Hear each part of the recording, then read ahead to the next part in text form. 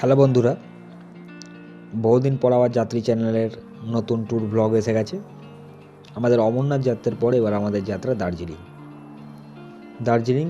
The queen hills program 2023। বেশ কিছু লোকজনকে নিয়ে আমরা আমাদের প্রথম নাইট স্টে ট্যুর করলাম দার্জিলিংয়ের উদ্দেশ্যে। হাওড়া থেকে ট্রেন ছাড়লো কামরূপ এক্সপ্রেস।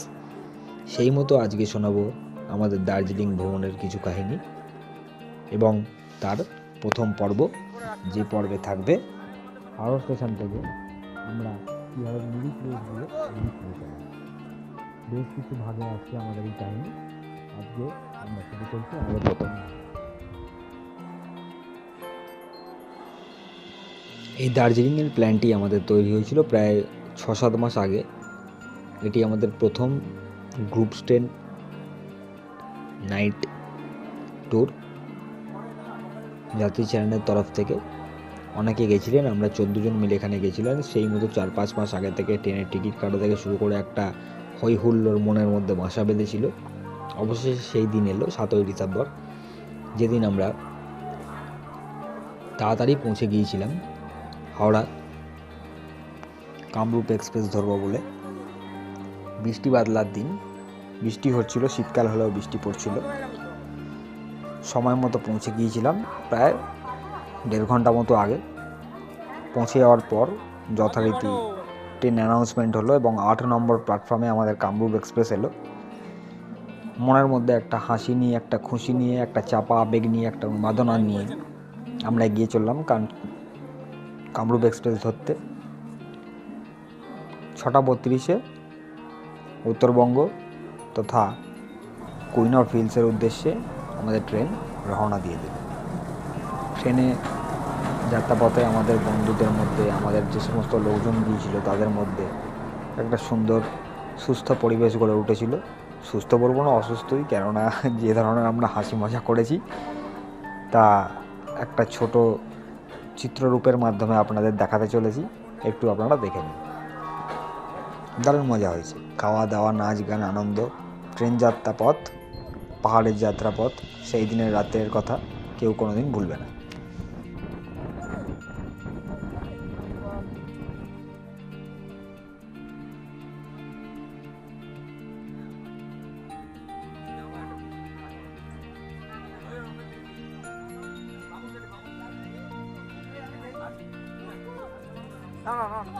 না আছি, এখনো অনেক সময় আছে।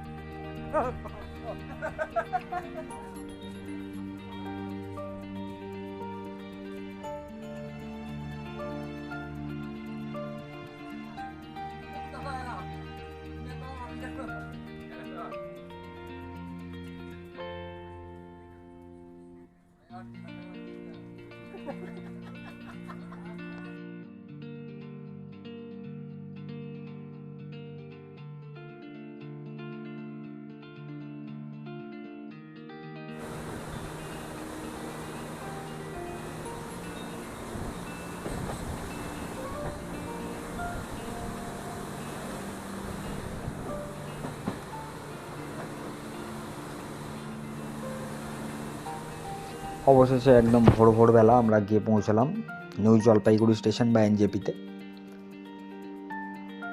আমরা দার্জিলিংয়ে যেখানে হোটেল বুক করেছিলাম ফুডিং লজিং সিস্টেম নিয়ে, সেই হোটেলটি ছিল একদম ম্যালের কাছে এবং হোটেলের ঘর থেকেই পাহাড় দেখা যাচ্ছিল। হোটেল মালিকের রেকমেন্ডেশন অনুযায়ী আমরা এনজেপি স্টেশনে কৃষ্ণা হোটেলে পৌঁছে গেলাম। উনি বলে দিয়েছিলেন যে এখানেই আমাদের সকালের ব্রেকফাস্টটা করতে, স্নান করে নিতে পায়খানা বাথরুমের ব্যবস্থা হোটেলে ছিল না। আমরা রেলের যেখানে আছে সেখানেই পায়খানা বাথরুম করে ফ্রেশ হয়ে খেয়ে দিয়ে নিয়ে গাড়িতে উঠলাম। গাড়ি আমাদের আগে থেকে বুক করা ছিল, পাসাংজির গাড়ি।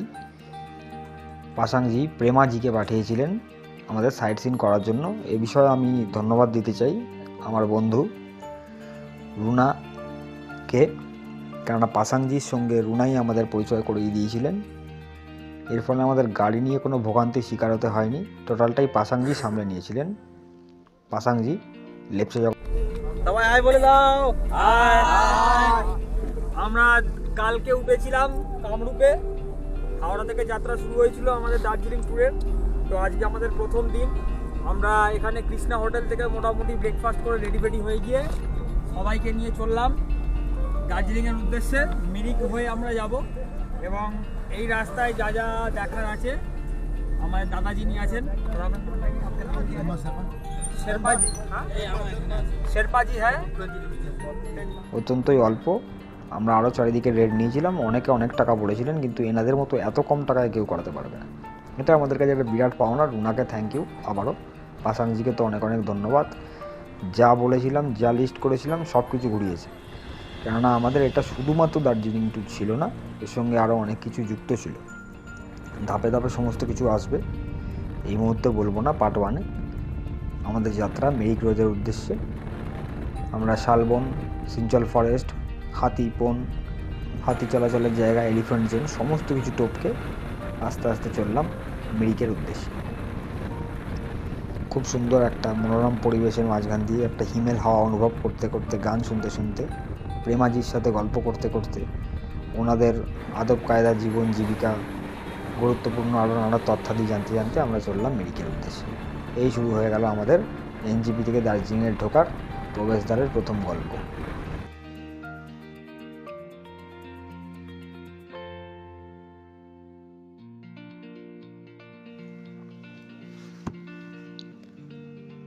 শুরু করার আগে দার্জিলিংয়ের বেশ কিছু গুরুত্বপূর্ণ ইতিহাস আমাদের জেনে নেওয়া দরকার।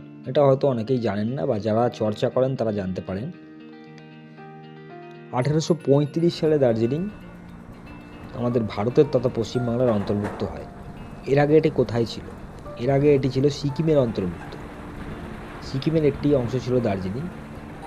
নেপালের সঙ্গে সিকিমের যখন ঝামেলা লাগে, তখন সিকিমের রাজা ইংরেজদের সাপোর্ট চান। ক্যাপ্টেন লয়েড আসেন সেই সময় এই দায়িত্বে, নেপালের সঙ্গে ঝামেলা মিটিয়ে দেওয়ার জন্য। নেপালের সঙ্গে ঝামেলা মিটিয়ে দেওয়ার ফলে সিকিমের রাজা খুশি হয়ে দার্জিলিং শহরটি উপহার দিয়েছিলেন ইংরেজদের। সেই সময় থেকেই ভারতের অন্তর্ভুক্ত হয়েছিল দার্জিলিং। খুব সুন্দর করে ওখানকার স্থানীয় মানুষেরা এবং শ্রমিকদের দিয়ে ইংরেজরা দার্জিলিং শহরকে বন জঙ্গল কেটে বানিয়েছিলেন। এই দার্জিলিং শহরের রূপকার ছিলেন আসলে ইংরেজরাই। ওনারাই গরমের সময় ছুটি কাটাতে আসতেন এখানে। সেই থেকেই এত সুন্দরভাবে ওনারা দার্জিলিংকে তৈরি করেছিলেন জঙ্গল কেটে। এই ছিল দার্জিলিংয়ের ইতিহাস। তাহলে আমরা জানলাম 200 বছর আগে দার্জিলিং ভারতের অন্তর্ভুক্ত বা বাংলার অন্তর্ভুক্ত ছিল না। সিকিমের রাজা উপহার দেওয়ার ফলে ইংরেজদের এটি ভারত তথা বাংলার অন্তর্ভুক্ত হয়। এইবার আমাদের যাত্রাপথের কাহিনী আমরা শুরু করছি স্টেপ বাই স্টেপ।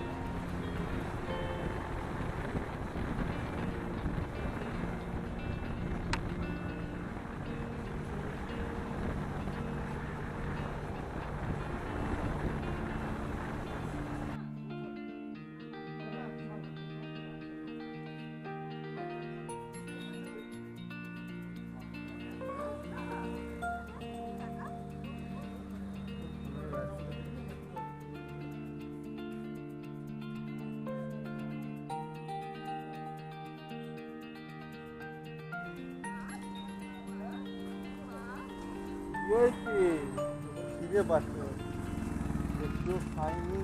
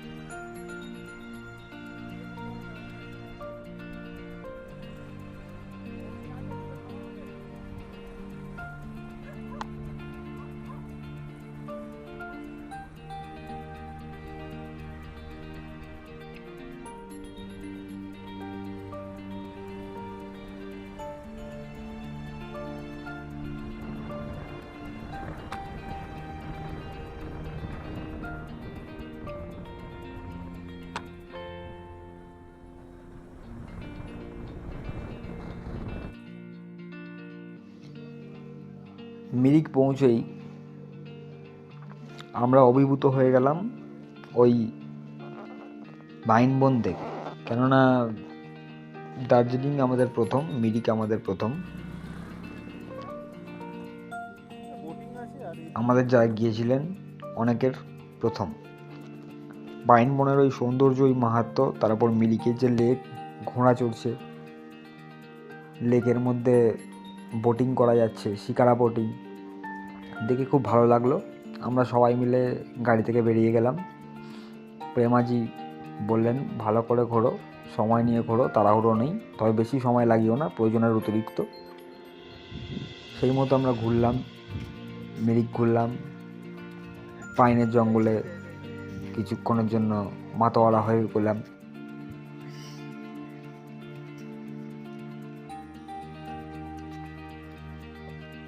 মিরিক ঘুরতে বেশ ভালো লাগলো।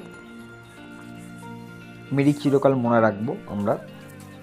মিরিক থেকে বেশ কিছুক্ষণ সময় কাটিয়ে আমরা ফেরার পথে বেশ কিছু কেনাকাটি করে এবার দার্জিলিংয়ের উদ্দেশ্যে রওনা হব।